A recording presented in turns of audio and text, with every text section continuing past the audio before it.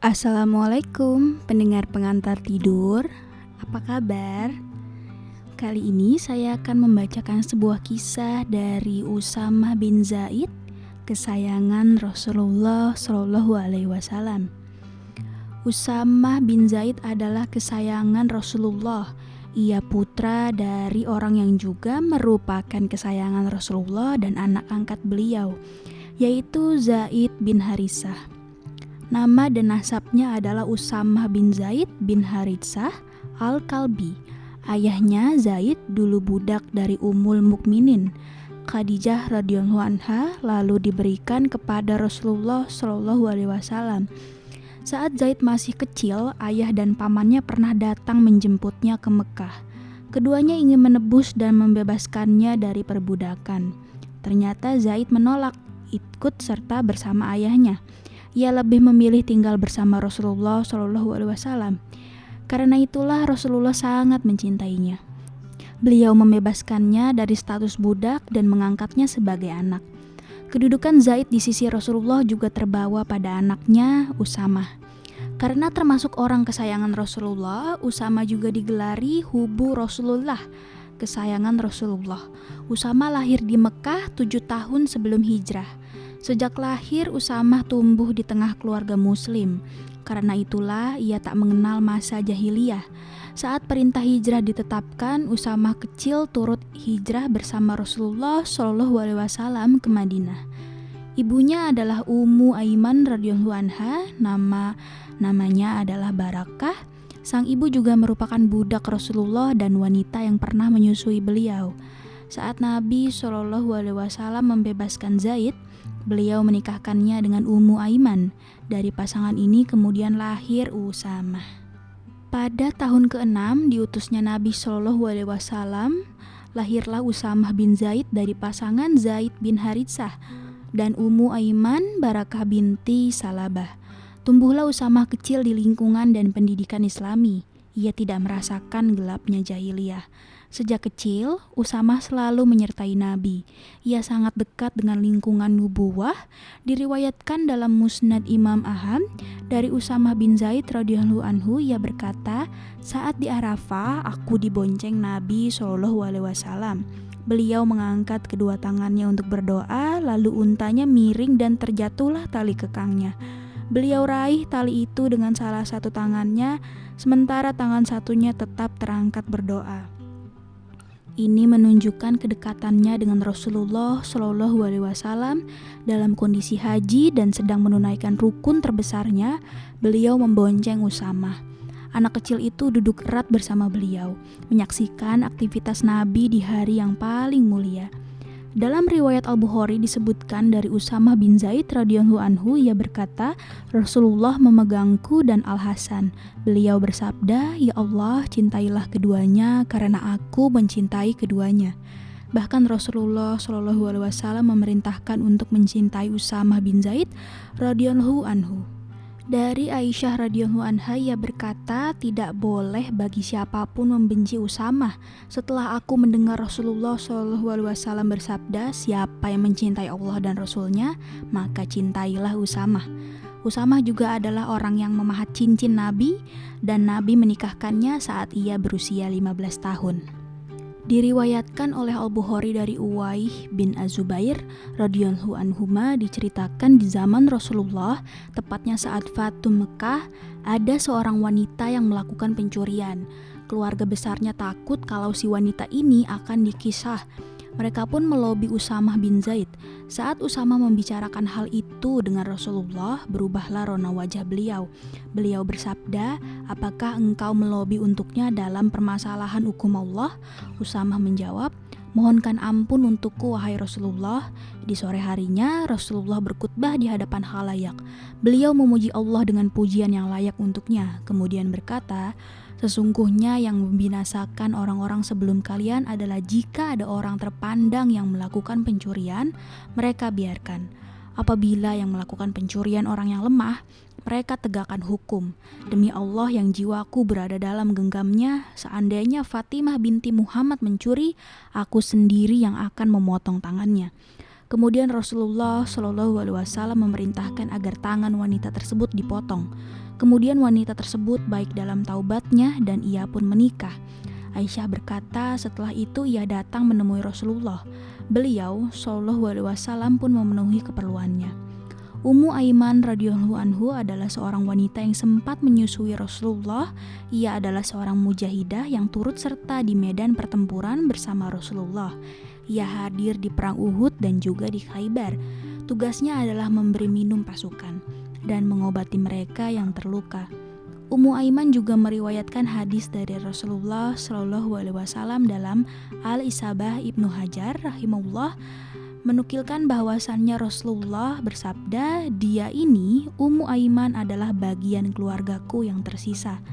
Ayah Usamah, Zaid bin Harisah yang merupakan suami Ummu Aiman syahid di perang Mu'tah. Kemudian di perang Hunain, gugur juga Aiman, putra Ummu Aiman, saudara seibu dari Usamah. Di bawah bimbingan Ummu Aimanlah Usamah tumbuh besar. Ia menjadi seorang pejuang dan pahlawan. Ia diajarkan akan nilai-nilai jihad, perjuangan, dan kepemimpinan. Dari hasil didikan itu, di usia 18 tahun, Usaha telah memimpin pasukan besar yang juga dianggotai tokoh-tokoh sahabat Muhajirin dan Ansyar. Nabi Shallallahu Alaihi Wasallam mengangkat Usama yang masih begitu beliau untuk memimpin pasukan menghadapi Romawi. Beliau berkata, Usama, berangkatlah atas nama Allah dan keberkahan darinya. Saat engkau sampai di tempat terbunuhnya ayahmu, wilayah Romawi, berhentikan pasukan. Aku angkat engkau sebagai pimpinan pasukan ini. Kemudian Rasulullah serahkan pasukan kepada Usamah. Beliau berkata, berangkatlah dengan nama Allah. Pengangkatan Usamah tentu sedikit kontroversi, karena secara kultur, bangsa Arab terbiasa mengangkat orang-orang yang berusia dan memiliki pengalaman. Jarang mereka menuakan seseorang yang tidak diketahui rekam jejaknya sebelumnya.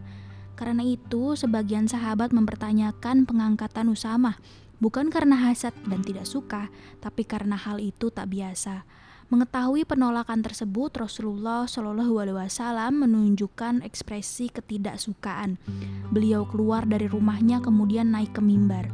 Beliau berpidato, saudara-saudara sekalian, ucapan apa dari kalian yang sampai padaku tentang penunjukan Usamah bin Zaid? Demi Allah, kalau kalian mencela keputusanku menunjuk Usamah, artinya kalian juga mencela keputusanku sebelumnya yang telah menunjuk ayahnya. Demi Allah, kalau kepemimpinan itu ada syarat kepatutan, maka anaknya ini memiliki kepatutan setelah ayahnya. Kalau kepemimpinan itu karena orang yang paling aku cintai, Usamah ini adalah orang yang paling aku cintai. Dia dan ayahnya representasi dari setiap kebaikan. Aku wasiatkan kepada kalian agar berbuat baik padanya, karena dia termasuk orang terbaik di tengah kalian. Saat Usamah tengah berada di pinggiran kota, utusan Ummu Aiman mendatanginya. Utusan itu mengabarkan bahwa Rasulullah Shallallahu Alaihi Wasallam wafat. Usamah pun mengarahkan pasukannya kembali ke Madinah. Saat itu Umar, Abu Ubaidah bin Al-Jarrah berada di tengah pasukan. Mereka menatap jasad Rasulullah. Rasulullah wafat saat matahari di hari Senin 12 Rabiul Awal. Itu sudah bergeser dari tengah. Setelah Rasulullah wafat, Abu Bakar radhiyallahu anhu menggantikan beliau memimpin umat. Saat itu banyak orang-orang Arab pinggiran murtad. Para tokoh sahabat datang menemui Abu Bakar. Mereka berkata, wahai Khalifah Rasulullah, orang-orang Arab luar Madinah dari segala sisi telah membatalkan perjanjian denganmu. Karena itu jangan Anda buat pasukan ini terpisah-pisah ke berbagai daerah. Buatlah pasukan terkumpul di satu titik untuk menghadapi orang-orang murtad itu. Alasan lainnya, kalau pasukan keluar Madinah tidak akan aman, padahal di dalamnya ada anak-anak dan kaum wanita. Pertimbangkanlah untuk menunda menghadapi Romawi agar kita tidak dikalahkan oleh orang-orang sekitar kita sendiri. Setelah orang-orang murtad ini kembali atau ancaman pedang mereka hilang, Anda kirim Usamah. Saat itu baru kita hadapi ancaman Romawi. Namun, Abu Bakar Asy-Siddiq tetap teguh untuk memberangkatkan pasukan Usamah.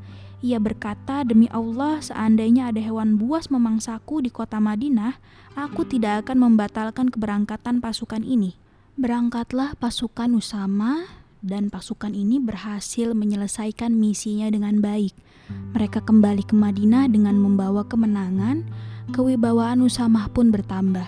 Meskipun ia masih sangat muda, namun penunjukannya adalah sesuatu yang tepat. Ia benar-benar bisa diandalkan. Pengiriman pasukan ini ternyata memberi dampak besar terhadap kokohnya Daulah Islamiyah di Madinah. Padahal setelah wafatnya Nabi, kondisi Jazirah Arab goncang. Banyak kabilah yang murtad. Mereka bersiap berbalik menyerang Madinah. Ternyata pasukan yang keluarnya dikira akan melemahkan materi kaum muslimin di mata musuh, malah sebaliknya. Allah munculkan kekuatan secara moral, justru mental musuh-musuh mereka yang melemah. Pasukan besar yang diberangkatkan jauh meninggalkan Madinah berhasil mengalahkan Romawi. Runtuhlah rencana makar kabilah murtad tersebut. Niat mereka untuk menyerang tiba-tiba rontok begitu saja. Sebab terbesarnya adalah karena keteguhan Abu Bakar untuk memberangkatkan pasukan yang telah Rasulullah siapkan. Ia tak ingin menarik apa yang telah disiapkan oleh Rasulullah. Dari sini kita bisa ketahui, kemenangan itu bukan hanya berbekal persiapan materi, ada faktor maknawi yang bisa jadi jauh lebih kuat, yaitu menaati Allah dan Rasul-Nya.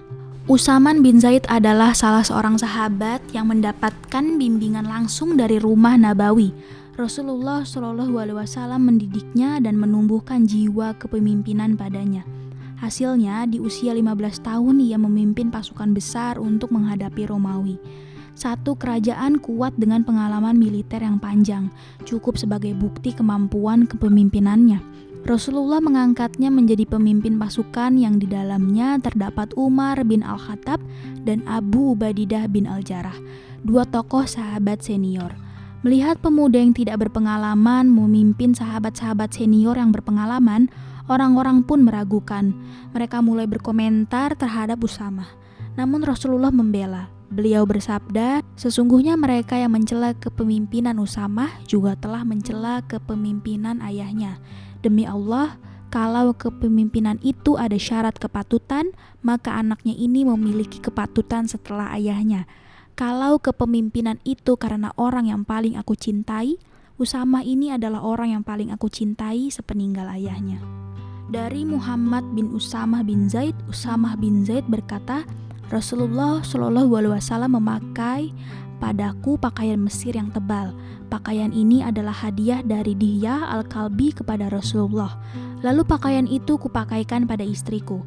Rasulullah bertanya, mengapa kau tidak memakai pakaian Mesir itu? Aku menjawab, kupakaikan pada istriku. Rasulullah berkata, perintahkan dia untuk memakai pakaian di dalamnya, karena aku khawatir akan terbentuk tubuhnya. Usamah bin Zaid berkata, wahai Rasulullah, aku tidak pernah melihat Anda berpuasa begitu sering seperti di bulan Sya'ban. Beliau menjawab, karena bulan itu orang-orang lalai padanya. Antara Rajab dan Ramadan, di bulan itu diangkat amalan-amalan menuju Rabbul Alamin. Dan aku suka amalanku diangkat saat aku berpuasa. Hadis Hasan riwayat Ahmad dan An-Nasai.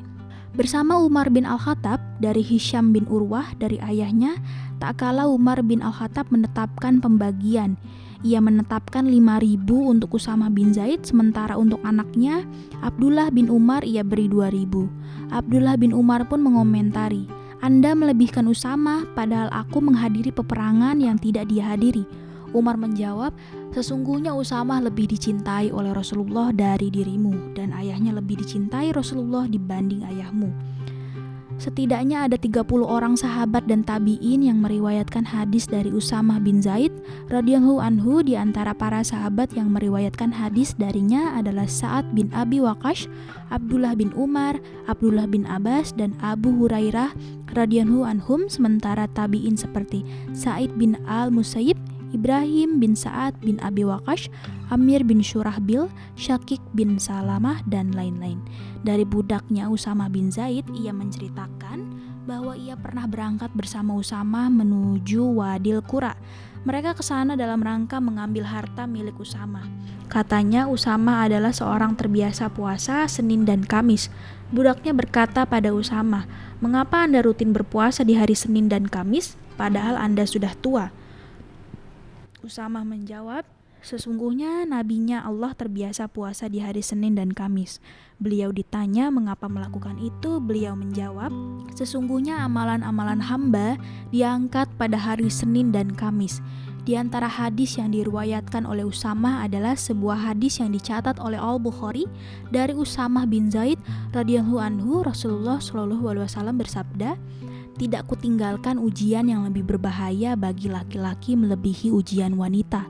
Demikian juga sebuah hadis yang diriwayatkan oleh Muslim dari Usamah bin Zaid, Nabi Shallallahu alaihi wasallam bersabda, "Orang muslim tidak mewariskan kepada kafir, demikian juga orang kafir tidak mewariskan kepada muslim." Ketika terjadi fitnah di tengah para sahabat, Usamah bin Zaid radhiyallahu anhu mengambil sikap untuk tidak ikut-ikutan dalam masalah tersebut. Ia tidak memihak kubu Ali, tidak juga kubu Muawiyah. Dan Usamah wafat di akhir pemerintahan Muawiyah radhiyallahu anhu. Ia sempat di Al-Mizah, sebuah daerah yang terletak di barat Damaskus. Setelah itu kembali ke Wadil Qura dan tinggal di sana. Akhirnya ia kembali ke Madinah dan wafat di kota suci tersebut. Sejarawan berbeda pendapat tentang kapan wafatnya Usamah bin Zaid. Ada yang berpendapat ia wafat pada tahun 54 Hijriah, ada pula yang mengatakan ia wafat pada tahun 61 Hijriah. Demikian kisah singkat dari Usamah bin Zaid radhiyallahu anhu. Semoga bermanfaat. Wassalamualaikum warahmatullahi wabarakatuh.